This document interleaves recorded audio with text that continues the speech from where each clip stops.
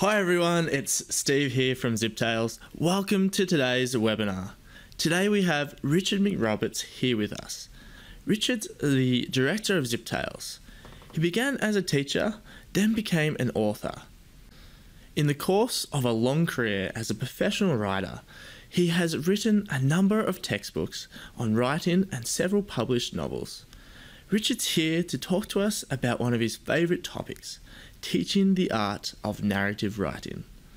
This webinar will run for around 25 minutes of content and demonstrations, followed by around 5 minutes of questions and answers. If you have any questions along the way, we invite you to ask them using the text chat box over to the right hand side of your screen. So, Richard, take it away. Teaching the art of narrative writing. The importance of narrative. Few things are more central to people's lives than stories. From the earliest age, human beings love narrative in all its many forms. Naturally, in the course of teaching writing, we need to show children how to construct narratives. But having a love of stories, something that is innate in practically every child, and teaching how to structure one is a completely different thing. The place of narrative in the Australian curriculum. The new Australian curriculum makes repeated reference to narrative.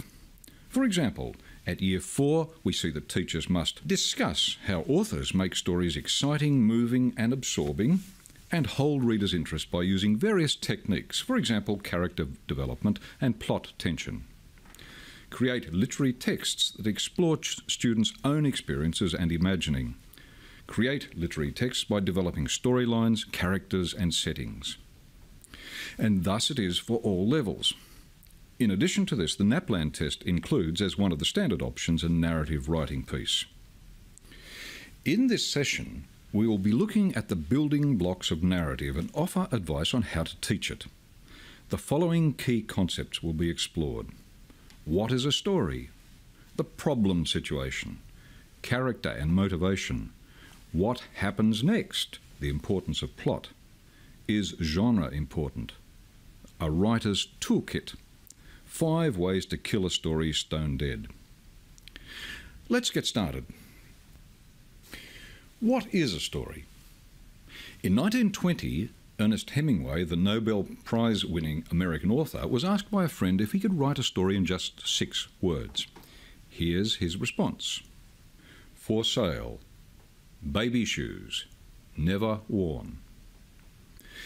It may not be the greatest story ever written, but Hemingway made a point. These 6 words create the mental space into which a reader imagines a story. Let me say immediately that I wouldn't use this example with children. Here are other, more modern examples that are more suitable. Crook outruns cops. Walkie-talkies outrun crook. Penniless man. Won lotto. Overnight genius. Man cries, holding his dog's leash. So what is a story? Let's ask E.M. Forster, the great British novelist. He gave 2 very simple examples. The king died and then the queen died, he said, is not a story. It is just 2 events. A modern equivalent might be, I went to the office on Monday, I went on Tuesday, I went on Wednesday, I went on Thursday, on Friday I was sick, on Saturday I rested, on Sunday I felt better. This too is not a story. It is a series of events related in time but without any narrative structure or meaning. However, said Forster, the king died and then the queen died of grief is a story. Even though it's only 10 words, it is a narrative. Why? Because there is a causal connection. The first event, the death of the king, is the cause of the queen's death. In life, events can be linked in time or patterned, like the office example, but without any overriding meaning. In literature, we want to see a logical connection, an argument, a problem leading to some sort of development, and finally, a resolution. Even children understand intuitively what a story is. Here is a very short example by an English schoolboy, and it shows that he understands what a story is. One day I found a very strange egg.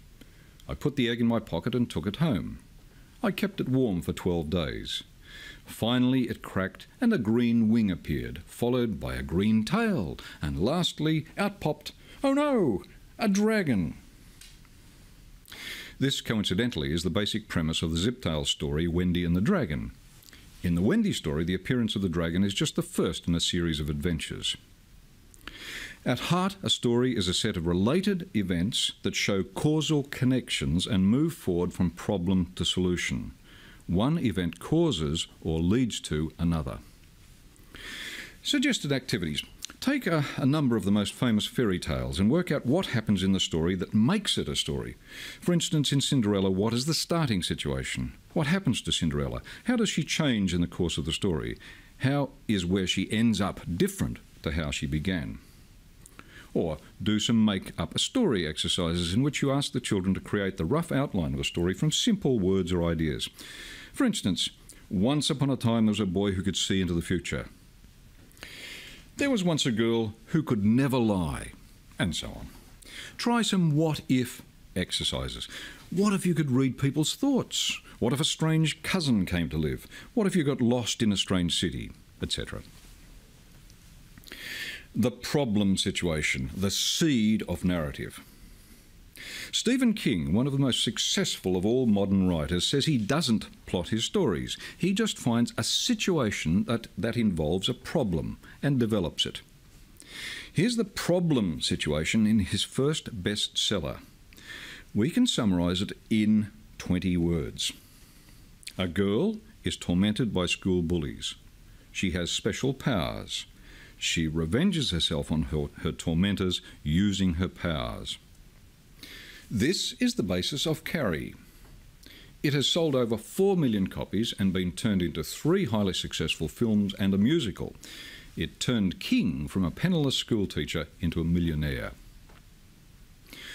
Often a writer starts with a single idea. J.K. Rowling famously came up with the idea of a boy wizard who goes to school. Great idea. But even more interesting was the idea that he was the orphan son of wizards who had been killed off by the villain, Voldemort, who was now coming after Harry Potter.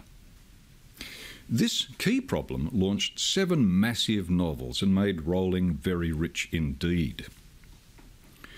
One American writer analysing the key to narrative summed it up as, there is a problem, usually caused by some turmoil within the home. A woodsman marries a second wife who wants his children dead. A young girl's father remarries and the new wife brings wicked stepsisters into her life. A mermaid falls in love with a prince. Often the problem causes the protagonist, the central character, to be in personal jeopardy. Snow White finds herself in the woods with a man who has been ordered to kill her and cut out her heart. It doesn't come much more problematical than that. All suspense stories, thrillers and adventure stories work on this premise. Think of James Bond. He spends most of every story trying to avoid being killed in some very unpleasant way. Sometimes it's the whole world that is in jeopardy, another Bond standard. Danger and threat, whether physical, Snow White and James Bond, or psychological, is essential to many stories. Sometimes the problem situation is much gentler, not so much threat as enticement, a need or goal that must be satisfied. Here's another child with a great idea. Kate finds a key in her mum's jewellery box. She tries all the doors in her house, but the key doesn't fit. She goes to the garden. Behind a bush is a door. The key fits, and she goes through into... Here, it's the girl's curiosity which is the key ingredient.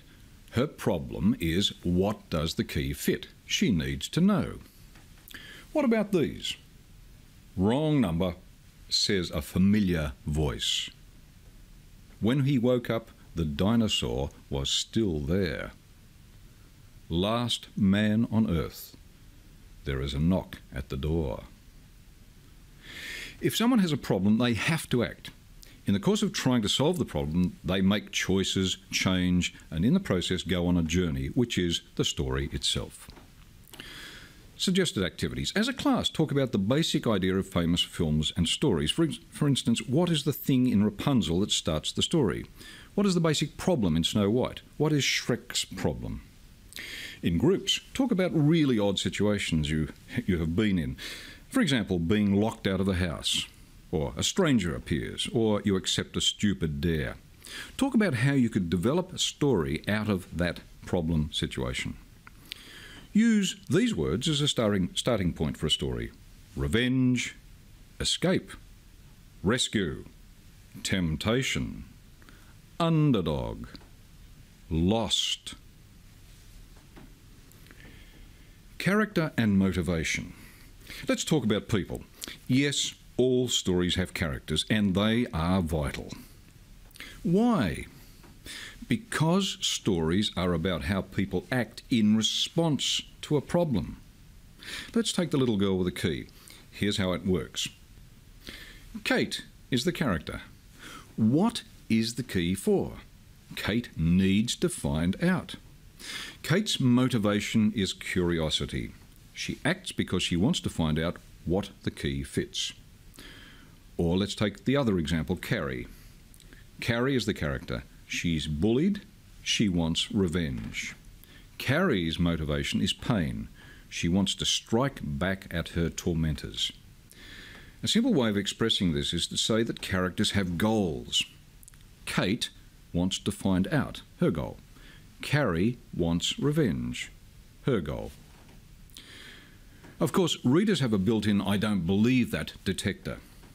Once created, characters should be as real people. Everything that happens next must be true to the character. Kate is a sweet little girl with little girl goals and feelings. Carrie is a troubled teenager with all the wayward impulses that might entail. What happens next? The actions, the plot, must align with what the character seems to be.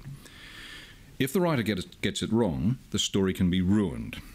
If, for instance, Kate decided to take revenge on someone, the reader would be outraged. It doesn't fit. If Carrie wanted to explore a fantasy garden, it would be equally silly. Suggested activities. In groups, talk about what we would expect of the following characters if they appeared in a story. The prince in Cinderella, Shrek, Harry Potter. Design a character. You might create a young boy who is always up for something dangerous to do, or a girl who is unhappy because she's lonely, or a fantasy character such as a fairy or a princess. As part of this process, you will need to give him or her a name and full personal details. Design a character, part B. Now take the character created and imagine a problem situation, something that the character has to respond to. This is the beginning of the plot. What happens next? The importance of plot. We come to the most famous literary term of all, and the thing that is the visible shape in any story, the plot. When the character reacts to the problem situation, the story as such begins, and that is the plot. In good narrative writing, the plot is the string of events, one caused by another, until the story is worked out. Let's look at a story that was added to Ziptales last year. It's an adventure story. Dr. Wow and Atlantis. The characters are Billy and his crazy inventor Uncle Harry. The provocative or problem situation is that Harry invents a submarine to explore the lost city of Atlantis. Now, this is a really dangerous thing to do. A problem waiting to happen, we might say. What happens next confirms Billy's fears. The plot. Billy and Harry travel to Santorini and dive into the sea. They see the ancient city. This is a wonderful thing, but a kraken appears because the situation is perilous. They escape in the machine, but a giant whale appears and endangers them, so they escape. But an earthquake begins, so they teleport back home safe and sound. This story is a classic example of how in the development of the situation a great many twists and turns arise. When they are resolved, the story is over. If Billy and Uncle Harry had gone to Santorini and saw the city of Atlantis and then spent the next few pages having a look at this and that without any problems, the story would have been boring. As it is, we see an upward progression from the exposition through the development into a series of complications, each leading to a climax and eventually a final resolution. Children need to be taught that authors deliberately create problems for their characters and then keep on adding twists and more problems.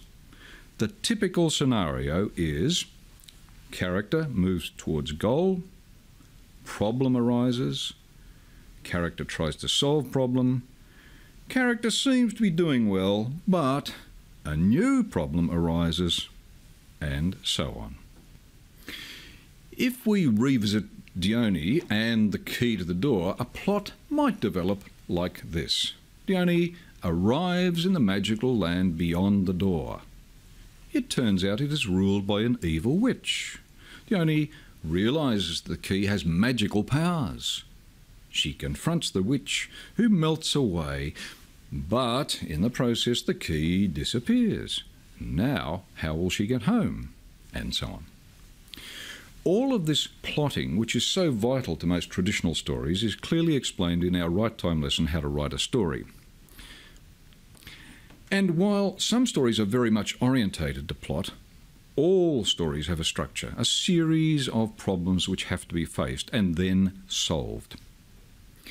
A bonus feature with this webinar is the story Happy Birthday. More of a human interest narrative, less plot-driven, but with that series of problems and the telltale arcing up to moments of climax clearly visible. The story is annotated for use in the classroom.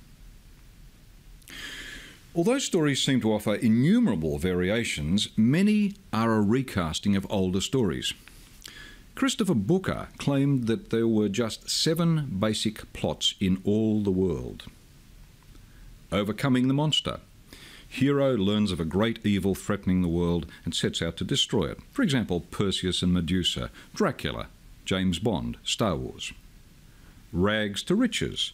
The poor protagonist is able to gain wealth and success despite the many obstacles which threaten him or her. For example, Cinderella, Aladdin. The quest. The hero learns of something really important, a magical object or wonderful place, and sets out on a journey to get there. For example, The Wizard of Oz, Lord of the Rings. Voyage and return. The protagonist goes to a strange land and after overcoming the threats it poses to him or her, returns with nothing but experience. For example, Alice in Wonderland, The Time Machine, Peter Rabbit, and so on. The other 3 basic plots in Booker's work are comedy, tragedy, and rebirth. However, other theorists claim that 7 is too few. Ronald Tobias, in his 20 master plots, gives this list. Here they are. I've added my own examples, by the way. Number 1, quest. For example, Raiders of the Lost Ark, The Wizard of Oz. Number 2, adventure. For example, Treasure Island, The Odyssey. Number 3, pursuit. For example, The Fugitive. Number 4, rescue. For example, The Princess Bride, E.T. Number 5, escape. For example, The Rats of Nim. Number 6, revenge. For example, The Incredibles. Number 7, the riddle. Almost all whodunits and mysteries fit into this particular plot type. Number 8, rivalry. For example, Snow White and the 7 Dwarfs. Number 9, underdog. For example, Cinderella, Ratatouille. Number 10, temptation. For example, The Lion, the Witch and the Wardrobe. Number 11, metamorphosis. For example, Beauty and the Beast. Number 12, transformation. For example, My Fair Lady. 13, maturation. For example, The Silver Sword, Tom's Midnight Garden. 14, love. For example, Tangled or Enchanted. 15, forbidden love. For example, Romeo and Juliet. 16, sacrifice. For example, The Happy Prince. 17, discovery. For example, The Hobbit. 18, wretched excess. For example, The Dark is Rising. 19, ascension. For example, Harry Potter. Number 20, descension. For example, Dracula. No one knows. But it's really useful to explain to children that there are lots of templates that should be explored. Suggested activities. Make a selection from the 2 lists of story plots above in this seminar, translating them into kid speak as needed. For example, metamorphosis becomes change, to yield perhaps 12 story plot types. Now, as a class, find examples of each: books, films, etc. Secondly, in groups, have the children produce 2 things. 1, another example of that plot type from their own experience, and 2, a simple outline of an original story using that plot type. Finally, find a Ziptale story appropriate to your class level and pull its plot to bits, as done in this webinar for Dr. Wow in Atlantis. Is genre important? Yes, it is. Without necessarily knowing it, children see that there are different types of stories and that they work in different ways. A fairy tale or fantasy, like The Mermaid or Welcome to Fairyland, has magical characters and lots of wonders. A mystery story, like The Case of the Battered Bully, has lots of clues and works through an investigation of possible suspects. A comedy story, like Snow White's Super Rat, has misunderstandings, confusion, embarrassing surprises, and the like. A scary story, like Mad Tom, has a terrifying threat of some kind. An adventure story, like Lucky Luke and the Pirate's Prize, has lots of action and danger to push the story along. A myth, like Perseus and the Minotaur, has a heroic character on a dangerous quest of some kind. A people or relationship story, like The New Girl, is all about people resolving their issues satisfactorily. It's so important as a concept that we set up Ziptales around this idea of genre. Suggested activities. Source 1 story appropriate for the level of your class from each of the main genre categories in the Ziptales library. Read the story and then strip it down to its basic lines. What makes it work? What other stories are like this? And then set the children to working up their own stories in each genre type, whether in groups or individually. Make a study of popular films such as Frozen, Toy Story, etc., and talk about which genre the film fits. For example, how does Frozen work within the fantasy or fairy tale tradition? Have children work in groups to jointly make up the plot line of a story in each major genre. One group creates a mystery story, one a scary story, one a fairy tale, etc. A writer's toolkit. Finally, let's talk about some key techniques which cross all types of story. Drama. All stories thrive on conflict.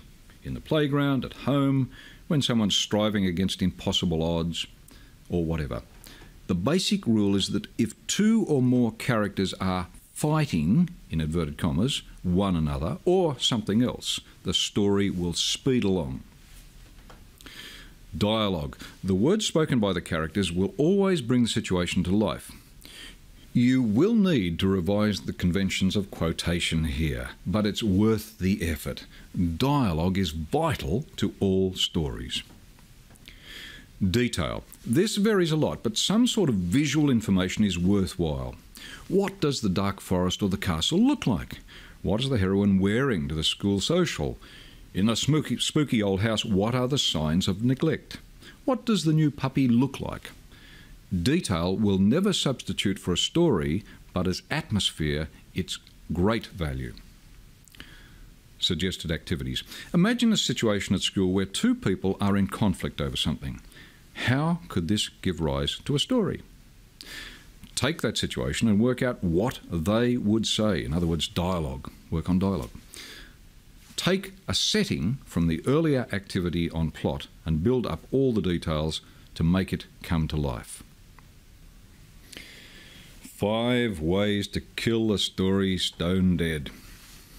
Let's finish with a few don'ts. There are, unfortunately, a number of things you can do wrong in teaching narrative. They may look harmless, but they can disable the process very quickly and turn what should be lots of fun into a humorless grind. 1. Don't set boring topics which implicitly require children to create non-stories. Stephen King, famous ex-teacher, identifies one of these in his wonderful book on writing. You'll recognise it. How I spent my summer holidays. 2. Don't say only write about what you know, or only write about real life. This is well-intentioned but disastrous. Does anyone think Joanne Rowling knew a boy wizard? King's real-life source for Carrie was bullied, but she certainly didn't have supernatural powers. It's more important to encourage children's imagination and creativity than to get them prematurely into realism. Thirdly, don't say, just write whatever comes to mind. This is like turning on a video camera and expecting what happens in front of it to tell a story. 4. Don't say, use lots of big words. A shortcut to verbosity and silliness. Narrative writing is not linguistic dress-up. Don't use story writing lessons as a way of teaching adjectives or adverbs. Adverbs in particular are overrated. For example, slowly the boy crept sneakily and horribly into the bedroom. Some professional writers ban them altogether. Finally, don't insist on a moral. If the story is well told, the point of it will come out naturally. Suggested activities. Share with the children the stories you really liked as a child and explain why. Brainstorm great ideas for a story in whatever genre and let children fill in the details. Encourage imagination and invention. Even if the story is not perfect, it's extending them mentally. I trust you found this a useful introduction to the key issues in teaching narrative writing. If you're interested, we're planning a webinar entitled Advanced Narrative Writing, a lecture on key ideas for older children who already have the basics under control. If you're interested, we invite you to let us know. Thank you for your time.